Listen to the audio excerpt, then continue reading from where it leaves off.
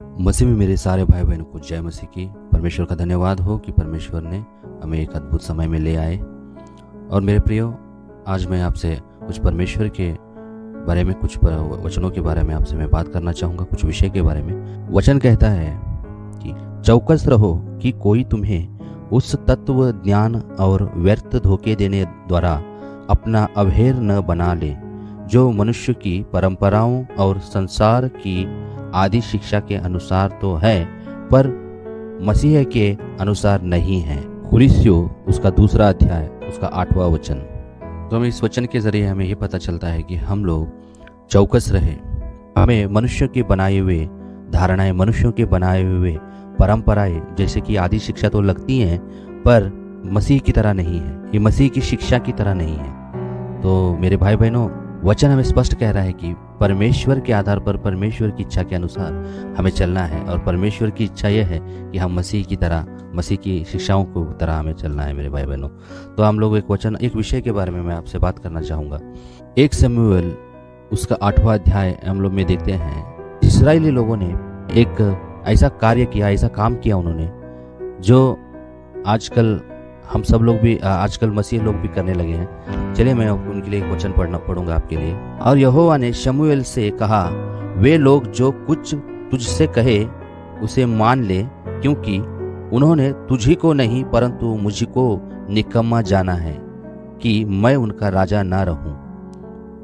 तो आप देखते हैं 1 शमूएल उसका 8वां अध्याय और उसका 7वां वचन कह रहा है, परमेश्वर कह रहा है शमूएल से कि ये जो इस्राएली लोगों ने जो तुझसे मांगा है और जो तुझसे उन्होंने मांग की है, इससे तू नहीं, तुझे ही नहीं, उन्होंने मुझे तुच्छ जाना है, मुझे निकम्मा जाना है, क्योंकि उन्होंने एक राजा मांगा है, क्योंकि मैं उनका राजा ना रहूं, पर वे मनुष्य की सहायता, मनुष्यों के रूप में एक राजा को चाहते हैं या एक न्यायी चाहते हैं। यहाँ पर हम लोग देखते हैं मेरे भाई बहनों, इस्राएली लोगों ने, उनके ऊपर न्यायियों को नियुक्त किया गया था। इस्राएली लोगों को जब इजिप्ट से छुड़ा कर ले आया गया, पाप से, गुलामी से उन्हें छुड़ाया गया, और परमेश्वर ने अपने दिए हुए एक स्थान में परमेश्वर ने उन्हें ले आया, और परमेश्वर ने अपनी प्रजा बनाकर, अपने लोग बनाकर उन्हें रखा, और परमेश्वर ने उन पर न्यायियों को नियुक्त किया। और न्यायियों ने, शमूएल ने, परमेश्वर का दास जो परमेश्वर ने उसे बुलाया शमूएल को, हम सब जानते हैं वचनों में कि परमेश्वर ने शमूएल को किस तरह बुलाया, किस तरह उसकी परमेश्वर ने उसे बुलाहट दी, और परमेश्वर ने उसे अपने प्रजा पर न्यायी ठहराया। और परमेश्वर खुद उनकी परिवारों की या उनकी सारे लोगों की, परमेश्वर खुद उनको एक सही मार्ग पर चलाता था, और उन्हें सही मार्ग पर चलाया, उन्हें उनके सही मार्ग को दिखाया, और न्यायियों को उनके ऊपर स्थापित कर परमेश्वर ने उनकी अगुवाई की, परमेश्वर ने उनकी मार्गदर्शन किया। पर कुछ ऐसा हुआ मेरे भाई बहनों कि शमूएल बाद में हम लोग देखते हैं कि वो बूढ़ा हो गया, और उसने अपने बच्चों को वो न्यायियों का पद सौंप दिया। पर उनके बच्चे, शमूएल के बच्चे, वो सही नहीं ठहरे। उन्होंने घूस लेकर न्याय को बिगाड़ना शुरू कर दिया, और वे बिगड़ गए। उन्होंने परमेश्वर के विरोध में कार्य किया। पर हम लोग यहाँ पर देखते हैं कि इजरायली लोगों ने क्या किया, उन्होंने राजा की मांग की।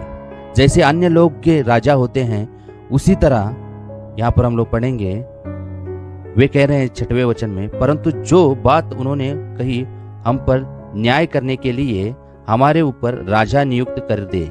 यह बात शमूएल को बुरी लगी, और शमूएल ने यहोवा से प्रार्थना की। उन्होंने क्या किया, उन्होंने जैसे अन्य लोगों पर राजाएं हैं, वैसे हम पर भी एक राजा, हमें भी एक राजा चाहिए, उन्होंने मांग की।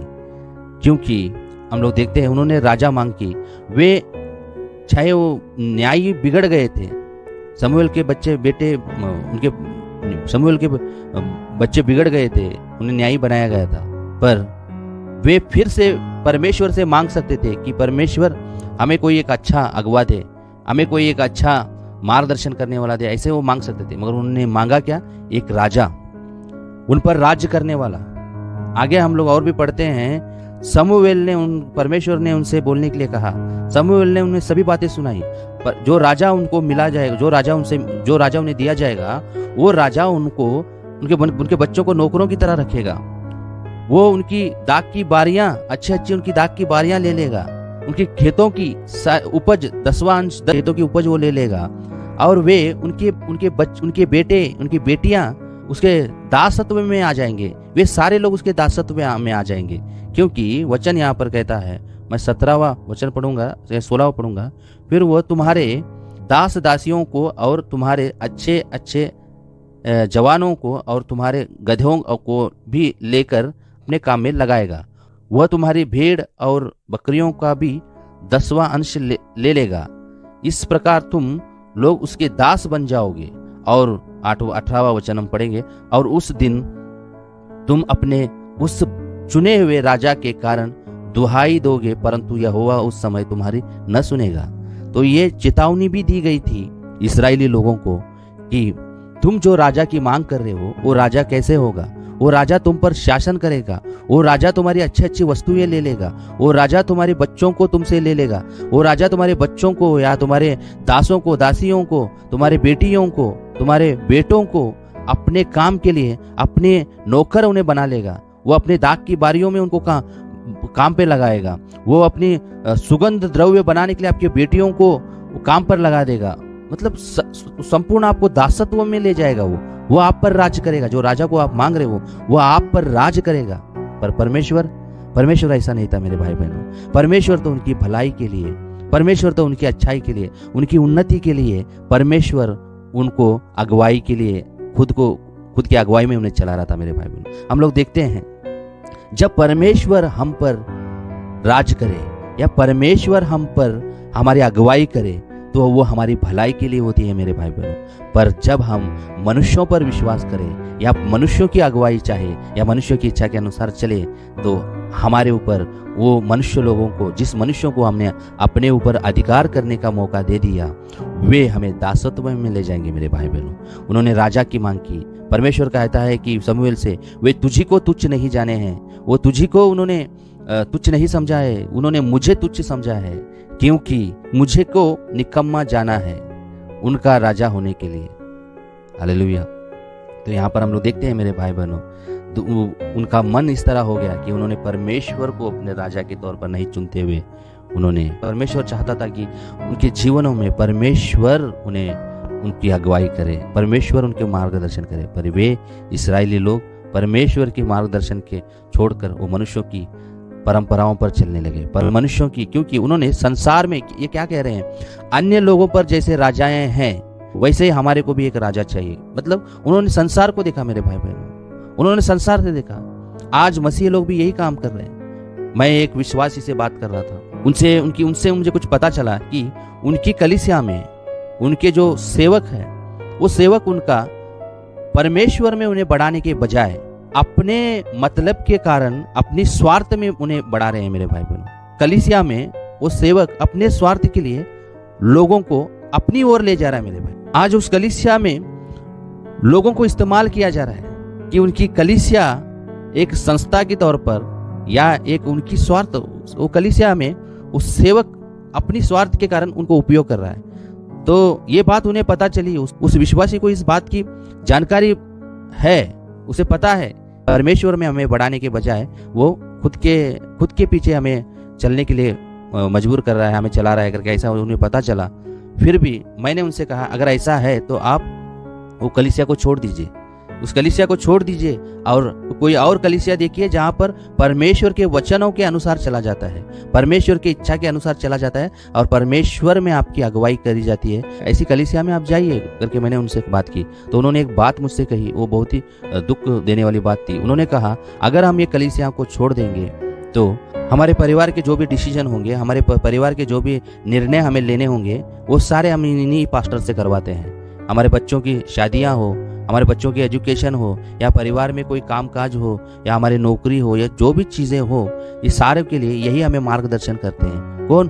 वो पास्टर, जो वो एक झूठा सेवक परमेश्वर के विरोध में वो चल रहा है, परमेश्वर के अनुसार वो नहीं चल रहा है, परमेश्वर के वचनों के अनुसार वो नहीं चल रहा है। ये पता होते हुए भी वो उसे नहीं छोड़ना चाहते हैं। क्यों? क्योंकि वो व्यक्ति उनके परिवार में, उनके विषयों के बारे में, उनके परिवार के बारे में वो क्या करता है, उनके परिवारों में के हर एक बारों के बारे में वो उन्हें सलाह देता है। उनके बच्चों की शादी की चिंता वो पास्टर पे, उस सेवक पर डाला है उन्होंने। उनके बच्चों की शादी की चिंता, या उनके बच्चों की नौकरी की चिंता, या उनके घरों की कुछ भी समस्याएं हो उनके घरों में, या उनके परिवार में जो भी कुछ समस्या हो, वो सारी चिंताएं उन्होंने उस सेवक पर डाला हुआ है। मतलब उस मनुष्य पर डाला हुआ है जो परमेश्वर के अनुसार चलता भी नहीं है, जो परमेश्वर की इच्छा के अनुसार चलता भी नहीं है। वैसे सेवक के ऊपर उन्होंने अपने परिवार का पूरी जिम्मेदारी उनके ऊपर डाला है, क्योंकि शैतान ने उन्हें भरमा दिया है। शैतान ने उन्हें डर में रखा है। अगर तुम ये कलीसिया को छोड़ दोगे तो पहले ही हम लोग देखते हैं मेरे भाई बहनों, बहुत लोग जाति से या अन्य जगह से मसीह में आए हैं। उन्होंने उस समाज को छोड़ दिया, उस समाज की रीति को छोड़ दिया, उन्होंने उस संसार की रीत को छोड़ दिया, और संसार की रीत, संसार की गुलामी से छूटकर तो आ गए, पर और एक जगह पर वो गुलाम बन बैठे हैं, और वो गुलामी उस मनुष्यों के ऊपर, जो झूठा सेवक है, उस सेवक के गुलाम बन गए। उन्हें डर है कि हमारे परिवार के जो विषय हैं, हमारे परिवार के जो भी चिंताएं होंगे, हमारी जो भी चिंताएं होंगे, सारे वो निर्भर उस सेवक के ऊपर है। तो इस बात से कितना दुख होता होगा परमेश्वर को। परमेश्वर ने, हम लोग देखते हैं गलातियों के उसकी पहली अध्याय में, गलातियों की पत्री उसके पहले अध्याय में हम लोग देखते हैं परमेश्वर ने यीशु मसीह को इस दुष्ट संसार से हमें छुड़ाने के लिए यीशु मसीह को भेजा। हम लोग देखते हैं मेरे भाई बहनों, तो हम लोग देखते हैं मेरे भाई बहनों, आज परमेश्वर को कितना दुख होता होगा। आज देखते हैं इस्राएली लोगों ने अपने लिए एक राजा मांगा, तब परमेश्वर को बहुत ही दुख हुआ, क्योंकि इनके परिवार की चिंता मैं करता था, इनकी बच्चों की चिंता मैं करता हूँ। देखिए आप लोग आगे भी पढ़ोगे तो आप लोग बताया जा रहा है कि वो राजा जब आएगा तो आपको, आपके बेटियों को, आपके बेटों को, आपके दास दासियों को, सबको अपना दास बना लेगा, सबके ऊपर वो राज करेगा। क्या परमेश्वर ऐसा करता था? नहीं। परमेश्वर ने उन्हें भेड़ बकरियां, दास दासियां, सब कुछ उन्होंने, परमेश्वर ने उन्हें दिया था। परमेश्वर ने उन्हें समृद्ध किया था मेरे भाई बहनों, परमेश्वर ने आशीष किया था उनको। क्या उनके बच्चों की शादियों के बारे में परमेश्वर नहीं विचार करेगा? या उनके बेटों की नौकरियों के बारे में, उनकी शादियों के बारे में परमेश्वर विचार नहीं करेगा? तो आज भी मसीही लोग ऐसा क्यों सोच रहे हैं? आज भी मसीही लोगों ने अपनी, क्या मसीह परमेश्वर आपके, क्यों वचन कहता है परमेश्वर की राज्य की आप खोज करो तो परमेश्वर आप सब कुछ आपको दे देगा।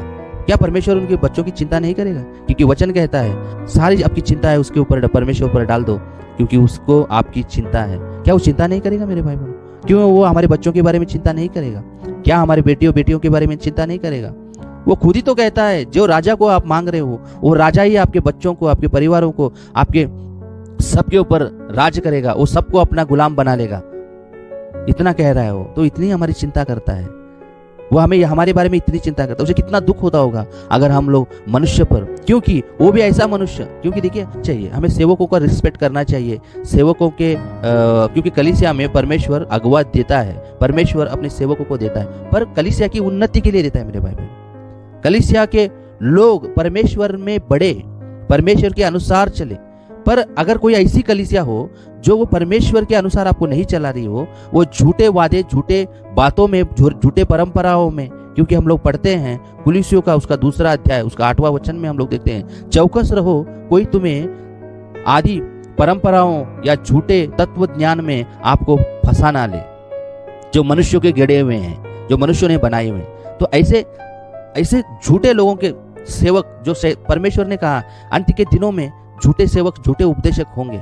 तो अगर हमें ये पता चलते हुए भी अगर हम इस डर के कारण उन्हें नहीं छोड़ रहे हैं, उस झूठी कलीसिया को या उस झूठे सेवक को या झूठी संगति को हम लोग इस कारण नहीं छोड़ रहे हैं, हमारे परिवार की चिंताएं या हमारे भविष्य के बारे में जो भी हमारी चिंताएं हैं वो सब इस कलीसिया, अगर ये सेवक हमें कर देगा, इस सेवक पर हम लोग डाल देंगे, भले ये झूठ बोलता रहे भले, तो इसके कारण आपका उद्धार आप गवा दोगे।